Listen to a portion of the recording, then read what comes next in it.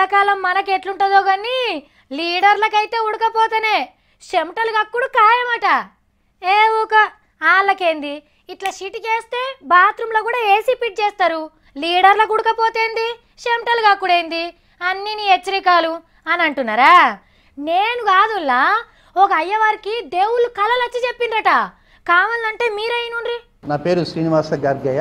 April 17వ తేదీ నుంచి June 17వ తేదీ వరకు అరుదుగా వచ్చేటువంటి అరిష్ట గ్రహ స్థితి. పాలకులకి మధ్య విపరీతమైనటువంటి వైరం పెరిగిపోతూ తెలియని రీతిలో యుద్ధ మేఘం అంతా కూడా కమ్ముకుంటాయి. సెకండ్ వరల్డ్ వార్ ఏ విధంగా ఉన్నదో దానిని తలదన్నే విధంగా పరిస్థితులు ఉంటాయి. లీడర్లు ఇంటుండ్రా, రెండో ప్రపంచ యుద్ధం కంటే ఎక్కువ నష్టం ఉంటదట. ఈ మనిషి ఎవరు నాయన సావు ముచ్చట చెప్తుంటే దండేసి దండం పెడుతుండు. నువ్వు చెప్పు సామి. పరిణామాలు 12 నెలల తర్వాత ఉంటాయి. వెంటనే ఈ 2 నెలల్లో బీజం పడంగానే ఏ ముఖ్యమంత్రుల మీదో ఏ ప్రధానమంత్రుల మీదో దిగిపోతారని మీరు అనుకోవచ్చు. కానీ దాని ప్రభావం చాప కింద నీళ్ళ ప్రవహిస్తూ ఉంటుంది. అంటే ఇప్పటికిప్పుడు ఏం కాదన్నట్టు. ప్రజల క్షేమాన్ని కాంక్షిస్తూ ఉంటారు కానీ వారి క్షేమం విషయం మాత్రం మర్చిపోతుంటారు. అబ్బా ఏమన్నా చెప్పినవా సామి?